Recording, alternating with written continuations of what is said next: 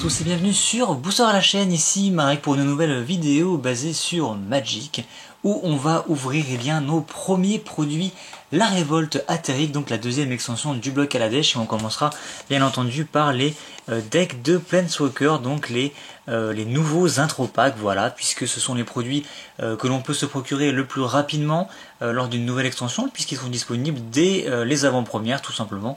Donc voilà, donc je me suis procuré donc les deux petits boosters le week-end dernier, les deux decks pardon, le week-end dernier. Donc on va commencer par Ajani, et dans une autre vidéo on se fera notre pote Tezzeret, maître du métal.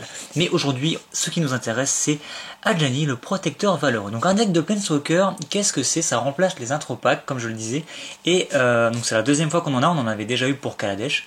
Et c'est en fait un deck préconstruit, prêt à jouer, donc il y a des cartes prédéfinies à l'intérieur et c'est assez adapté aux joueurs débutants puisque ça vous fait un deck directement tout prêt à jouer. Voilà, il n'y a rien besoin de rajouter pour pouvoir débuter Magic ou découvrir une nouvelle extension avec un deck déjà fait. Donc c'est plutôt pas mal. Et ça inclut en plus, comme c'est écrit ici, deux petits boosters supplémentaires qui pourront vous aider à modifier un peu votre deck. Vraiment, c'est vraiment un produit idéal, je pense, pour les joueurs débutants. En plus, ça inclut à l'intérieur tous les fascicules et tous les livrets de règles qui vont bien pour débuter. Donc, pour se mettre un peu dans le contexte, la révolte Aetheric, qu'est-ce que c'est? C'est en fait, comme c'est marqué derrière, voilà, reprenez le pouvoir. En fait, vous allez il me semble que c'est Chandra justement et Ajani qui sont potes sur cette extension et qui vont rassembler, comme c'est marqué, une armée d'inventeurs de Kaladesh pour en fait créer une sorte de ligue pour contrer la corruption et reprendre la capitale, voilà. Donc c'est Monsieur Tezzeret qui est au pouvoir, d'après ce que j'ai compris, qui va en fait essayer d'asservir tout le monde. Et donc pourquoi Ajani et Tezzeret? Parce qu'Ajani c'est un peu le rebelle, le sauveur, alors que Tezzeret c'est un peu le tyran. Et voilà, donc en fait les deux decks sont assez complémentaires, ils sont normalement assez équilibrés pour pouvoir être joués l'un contre l'autre. Et on va sans plus attendre ouvrir ce premier pack. Voilà, donc ça c'était censé être ouverture facile. Ah si, voilà. Je suis mauvaise langue, ça c'est très bien ouvert. Je ne comptais pas garder l'emballage de toute façon. Alors on a bien entendu une carte premium de Monsieur Ajani. Alors je précise que les decks de Planeswalker contiennent plusieurs cartes exclusives à ces decks, donc qui sont numérotées comme étant dans l'extension, mais qui sont hors numérotation. C'est-à-dire que par exemple vous avez comme numérotation pour ce Ajani la numéro 185 sur 184. C'est-à-dire que si vous voulez vraiment compléter votre set, il va falloir vous procurer. C'est pas grave, vous procurez ces deux decks pour avoir les quelques cartes qui sont bonus en fait, et qui sont tout à fait légales en standard d'ailleurs, donc c'est plutôt intéressant. Voilà, donc un petit Ajani, donc on va revenir juste après sur ses capacités.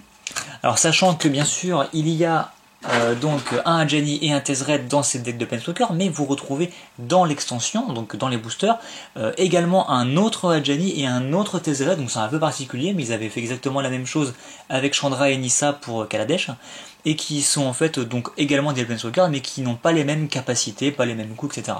Donc normalement ce serait logique que le Planeswalker que vous trouvez dans les boosters soit plus intéressant, mais c'est pas forcément le cas. Il s'avère que ces Planeswalkers sont plutôt bons en fin de compte. Donc je vous laisse juger. Donc on a une super deckbox. Alors d'habitude les deckbox comme celle-ci sont livrées à plat en fait dans les packs, et c'est à vous de les monter pour mettre vos cartes. Ce que vous ne faites jamais, puisque les cartes slivées, donc avec des protège cartes, ne rentrent pas dans ces boîtes. Donc ces boîtes là, elles sont bien belles mais elles ne servent à rien. Mais là ce qui est plutôt intéressant, c'est que vous avez directement tout dedans, ce qui donne vraiment une utilité à la boîte pour cette fois. Et donc vous avez, comme c'était inscrit, deux boosters de la nouvelle extension, qu'on va s'ouvrir juste après, parce que sinon c'est pas drôle. Donc la boîte que je vais poser ici. Donc on a le petit livret qui va vous apprendre plein de choses. Alors déjà avec bien sûr l'illustration du Planeswalker que vous avez ouvert. Je vais essayer de vous montrer tout ça malgré le peu de recul que j'ai. Donc voilà, Ajani, protecteur valeureux, apprendre à jouer à Magic. Qu'est-ce que c'est une carte de Planeswalker? On vous indique, alors si j'y arrive ici, on vous explique un peu comment jouer ce deck. Donc en gros, comment vous servir des cartes qui vous sont fournies. On vous indique quelques conseils pour pouvoir le renforcer, tout bêtement, si vous voulez ajouter des choses. Et vous avez la liste des cartes en fait du deck. Donc si jamais vous voulez le modifier pour tenter de le modifier tout simplement pour l'améliorer, et que vous souhaitez revenir à la version originale du deck telle qu'elle est ici, vous avez la petite liste pour le faire. Derrière, vous avez en plus un joli descriptif de Adjani qu'on retrouve ici, avec rien de plus. Voilà, on vous indique que vous pouvez vous procurer des kits de construction, que vous pouvez jouer à Magic Duel, c'est qu'il y a Tezzeret qui est là et qui vous attend pour faire un match. Voilà. Donc le deck maintenant, non, Adjani pour commencer. Alors Adjani, qu'est-ce qu'il fait? Il coûte 6, il arrive en jeu avec 4 marqueurs de loyauté, ça c'est plutôt pas mal. Il coûte assez cher, mais bon, qu'est-ce qu'il fait? Plus 2, vous ciblez une créature et vous mettez 2 marqueurs +1/+1 sur elle. Donc c'est vous renforcer une créature, donc c'est pas forcément ouf. Alors ce qui est bien, c'est que si vous n'avez pas de créature, vous pouvez tout de même le faire. Donc il va quand même gagner +2 à chaque tour, donc il va être quand même assez difficile à abattre, même sans protection. +1, vous révélez les cartes du dessus de votre bibliothèque jusqu'à ce que vous révéliez une carte de créature et vous la mettez dans votre main, et le reste au-dessous de votre bibliothèque dans un ordre aléatoire. Donc en gros, +1, il vous fait piocher une créature. Donc ça c'est plutôt bien, même si c'est plutôt, oui, si c'est plutôt bien. Mais on aurait préféré peut-être une capacité avec un moins, par exemple, qui permettait, je sais pas, de faire un peu de gestion ou de bloquer l'adversaire pour protéger votre Planeswalker. Parce que là, typiquement, votre Planeswalker se retrouve seul sur la table sans créature. Il est un peu exposé, on va dire. J'en profite pour vous dire que l'illustration et le côté foil sont vraiment magnifiques. Ça rend vraiment super bien, quoi. Juste pour la carte, même si vous voulez pas la jouer, je pense que c'est plutôt intéressant comme pack. Et enfin, si vous arrivez à faire son -11, donc c'est un gros ultimate, vous allez mettre vous allez mettre X marqueur +1/+1 sur une créature ciblée, X étant votre total de points de vie, et cette créature acquiert le piétinement jusqu'à la fin du tour, donc ça peut vous faire gagner, bien entendu. Mais encore une fois, si vous n'avez pas de créature sur la table, ou si cette créature se fait contrer ou gérer ou ce que vous voulez au moment où vous faites l'effet, ou même après, l'effet en fait n'a servi à rien. Donc ce Planeswalker est assez violent, assez équilibré, je trouve, mais ses capacités reposent trop sur vos créatures, et voilà, en fait, du coup, il risque de ne servir pas grand chose si votre adversaire a toutes les gestions qu'il faut pour contrer vos créatures, donc c'est un peu dommage.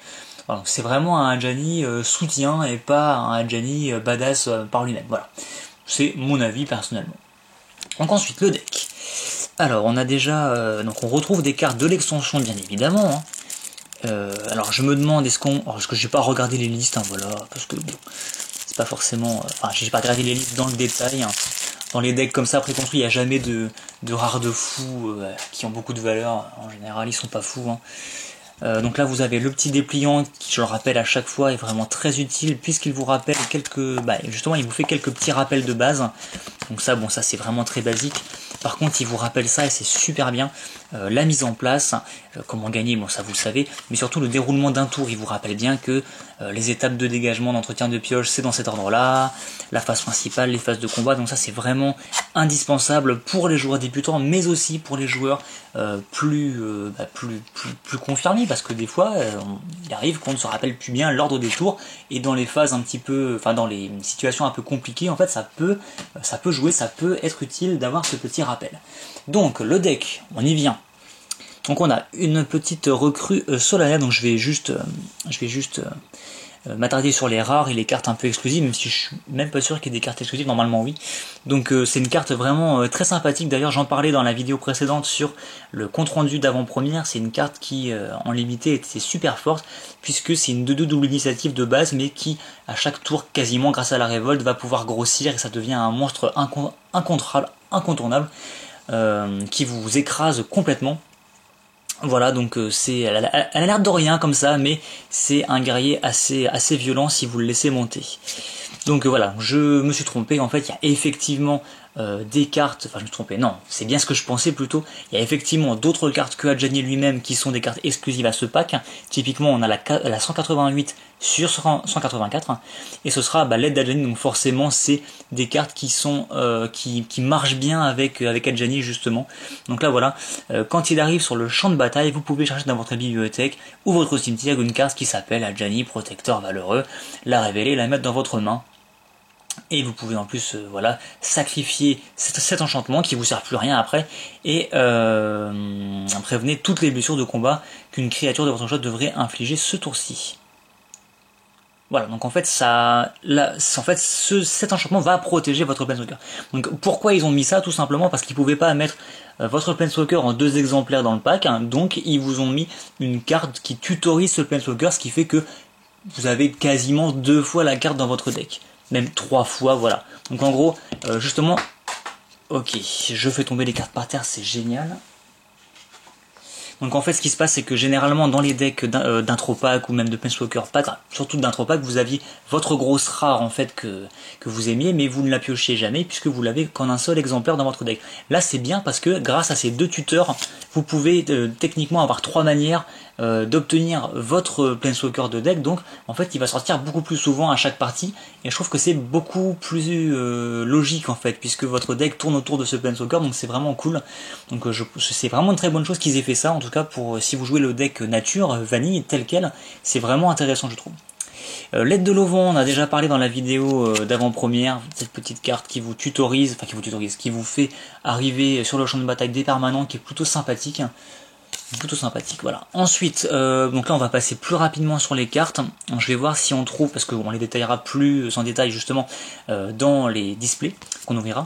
Donc je vais m'attarder uniquement sur les cartes qui sont spécifiques au deck, s'il y en a. Donc là justement on voilà une, donc 187, qu'est-ce que c'est? On a un petit elfe et soldat de 2 piétinement, rien que ça c'est déjà pas mal. Et en plus, au début du combat, pendant votre tour, si vous contrôlez un Planeswalker Ajani, donc pas forcément celui-ci, il suffit que ce soit un Planeswalker Ajani, et ben vous mettez un marqueur +1/+1 sur ce camarade, donc c'est assez puissant je trouve, c'est vraiment une très bonne petite unco je trouve. On vous la donne en plus en 3 exemplaires, comme ça il n'y a pas de souci. Donc voilà, donc ça on passe, c'est des cartes de la série classique. Donc on passe tout ça, on va s'arrêter sur les cartes exclusives, le fameux Terracorn, la petite carte. Donc rien de plus pour l'instant, on vous donne un petit véhicule. Voilà, donc ensuite, bah voilà, que des cartes en rapport avec Ajani, bien entendu, c'est logique. Donc le rugissement inspirateur pour 4 en rituel, donc c'est assez cher. Vous mettez un marqueur +1/+1 sur chaque créature que vous contrôlez. Ça me semble un peu cher pour ce que c'est, très sincèrement. Mais la carte est jolie, donc on va pas se plaindre. Et puis 4 fois, voilà, comme ça vous l'avez. Vous avez votre playset, il n'y a pas de souci. Donc justement, je me posais la question, va-t-on trouver des cartes de Kaladesh? Donc de Kaladesh, donc la première extension, c'est le cas, en voilà une. Donc on en trouve, donc c'est normal, ils font ça dans tous les decks préconstruits. Voilà, typiquement vous avez des terrains, non justement ça c'est des nouveaux terrains. Ah oui d'accord, donc en fait je me demandais pourquoi ils avaient sorti que 2 doubles terrains dans cette extension et pas un cycle complet. Et bien tout simplement parce qu'ils en ont sorti un pour chaque deck de Planeswalker. J'avais pas fait le lien, honte à moi, mais voilà, en fait c'est ça la réponse. Donc super petit terrain, donc toujours dans le thème, dans les couleurs qui vont bien. Alors, les terrains bien sûr sont Kaladesh, ils refont pas un set de terrain à chaque deck. Et voilà, et on a à la fin un renégat en plus pour aucune raison logique. À moins que c'est celui... Non voilà. Non, bah non, on en a un deuxième, bref. Aucune raison logique qui fait que cette carte se trouve à la fin, donc c'est pas très grave.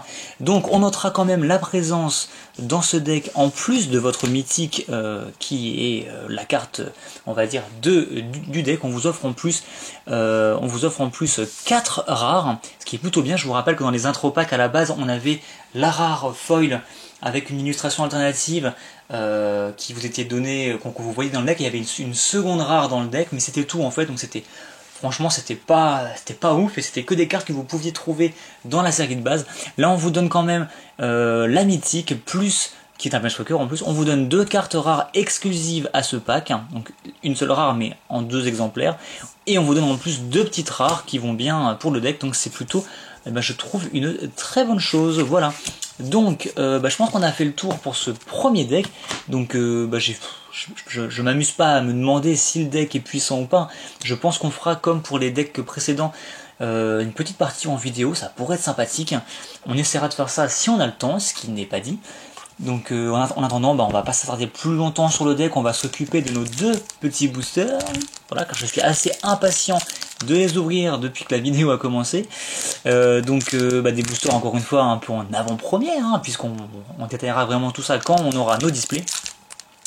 Et de ce que je vous propose du coup, c'est de pas forcément trop regarder les communes, les Unco, puisque on va se garder un peu la surprise pour plus tard. On va se laisser le plaisir de découvrir tout ça pour plus tard. Je viens de défoncer la carte qui est devant, donc la petite commune, super. Donc j'ai défoncé un lézard, c'est génial, donc je l'ai un peu écrasé au-dessus, c'est pas très grave. Voilà, donc c'est du rouge, c'est génial, ça ne va pas du tout avec le deck. Et on va s'attarder plutôt sur les cartes rares, voilà. Donc des petits éthariens, un petit poisson qui est très, très sympathique en limité, le fameux écrabouilleur, qui est vachement bien en limité également, choc, la petite gestion, la druidesse, hop, on commence avec les Unco, on aura eu un petit ingénieur de vif soudure, la modification aérienne, ça c'est vraiment super fun à jouer en limité, rétro-ingénieur, et attention, la rare, on aura droit à un entourage de minuit, donc justement, voilà, le petit patron des éthériens. Donc c'est en fait, pourquoi je dis un patron, plutôt un lord, un seigneur, puisque pour 4 vous avez une 3-3 qui va booster tous vos autres éthériens. Voilà, c'est comme ça qu'on appelle les créatures qui boostent toutes les créatures du même type, on appelle ça des seigneurs, en référence il me semble au Seigneur des Ondins qui est sorti il y a très longtemps. Et en plus à chaque fois que l'entourage de minuit ou qu'un autre éthérien que vous contrôlez meurt, vous piochez une carte et vous perdez un point de vie, donc en gros c'est une très bonne carte. Bon, elle coûte 4 certes, mais c'est quand même une 3-3 et elle a deux très bons effets, donc c'est vraiment une bonne carte je pense. Le seul souci c'est que et elle n'est pas légendaire surtout, ça c'est très important, et le seul souci c'est que il y a pas assez de bons éthériens tout simplement, donc c'est pas forcément une carte que vous allez jouer tout simplement dans un deck tribal, donc bon, vous n'allez pas forcément jouer un deck tribal éthérien, enfin il n'y a pas forcément assez de bons éthériens pour le faire, donc voilà, je ne sais pas. En tout cas, la rare est sympathique. Donc malheureusement, on voit pas très bien l'illustration, puisqu'en fait, la vue est très très lointaine, bon, c'est pas très grave. Ensuite, on aura le droit à une île, donc de Kaladesh. Hein. On aura le droit à une réserve d'énergie, donc ces fameux pseudo-jetons, en fait, vous les posez et vous mettez vos marqueurs énergie dessus pour les compter. Voilà, ça sert à ça, donc c'est quand même cool qu'on en ait eu un. Je sais pas, honnêtement je me rappelle pas si on en avait dans Kaladesh, sûrement que oui, voilà, on va dire que oui, et sinon si c'est pas le cas, c'est bien qu'on les ait maintenant. Donc deuxième booster de cette intro pack, deuxième et dernier, du coup voilà, on se quittera malheureusement sur ce booster, et c'est parti avec un automate soudeur, retour ingénieux, hop, hop, donc je vais un peu vite, hein. Encore une fois, on détaillera tout ça plus tard. Chasseur-chassé est très bonne réédition, encore une fois. D'ailleurs, il la réédite assez souvent. Le petit oiseau, un cuirassé du consulat, excellente petit véhicule, parce que pour seulement un, vous avez une potentielle 7-11, donc bien sûr, si vous arrivez à l'animer avec d'autres effets que d'utiliser le pilotage 6, ça peut être vraiment, vraiment très violent, donc très bonne petite Unco à mon sens. Éthérien doué, voilà, donc le fameux faucon vampire dont j'ai oublié le nom, honte à moi, qui en fait ne vole pas, mais qui est sympathique quand même. Arrestation par mécanoptère, et pour finir, donc c'est une pseudo, encore une fois, cercle de l'oubli, voilà. Et en rare, on aura le droit à la mimique métallique qui est, écoutez, une excellente petite rare à mon sens, puisque vous avez un change-forme. Alors je vous parlais des patrons tout à l'heure, vous avez typiquement un super patron, puisque c'est un patron que vous pouvez mettre dans tous les decks tribaux tout simplement, puisque pour 2 vous avez une 2-1. Au moment où il arrive sur le champ de bataille, vous choisissez un type de créature, il devient de ce type là bien entendu, et chaque autre créature du type choisi que vous contrôlez va gagner +1/+1, donc c'est vraiment une très bonne petite Unco qui est rare, pardon, en plus elle est incolore, donc elle se joue dans toutes les couleurs, dans tous les tribaux, donc dans les ondins, dans les slivoïdes, dans les elfes, dans les gobelins, dans ce que vous voulez. Je pense que c'est vraiment une carte excellente, voilà. Et derrière on aura le droit à un petit terrain et un petit token cerveau, voilà, donc c'était tout pour ces deux boosters. Donc écoutez, moi je suis très content d'avoir pioché cette petite mimique dans ce booster, je pense que c'est une très bonne petite rare. Je suis vraiment bluffé par par Anjani qui, à défaut d'être le Planeswalker de l'année, est quand même magnifique sur sa carte. Je suis assez surpris, j'avais pas regardé les listes encore une fois, qu'on nous offre une petite recrue solennelle qui selon moi est aussi une très bonne petite rare. Bah écoutez, je pense que c'était plutôt positif pour cet Atropac. Donc moi ce que je vais faire, c'est que je vais m'arrêter là. Je vais vous donner rendez-vous très bientôt, demain même, pour l'ouverture du second pack de Planeswalker, second deck de... Comment il s'appelle ça? Deck de Planeswalker, pardon, et pas pack de Planeswalker. Et rendez-vous aussi également plus tard, quand on fera la petite partie. Donc ça, je garantis pas qu'elle sera faite vraiment tout de suite, puisque c'est encore un peu la fin du déménagement et j'ai pas trop encore de place pour installer tout ça. Mais bon, on verra bien, je ne vous promets rien. Peut-être que ça ne se fera pas, mais si ça se fait, eh bien ce sera cool et je compte sur vous pour être au rendez-vous. Allez, je vous dis à très bientôt pour de futures vidéos. Salut!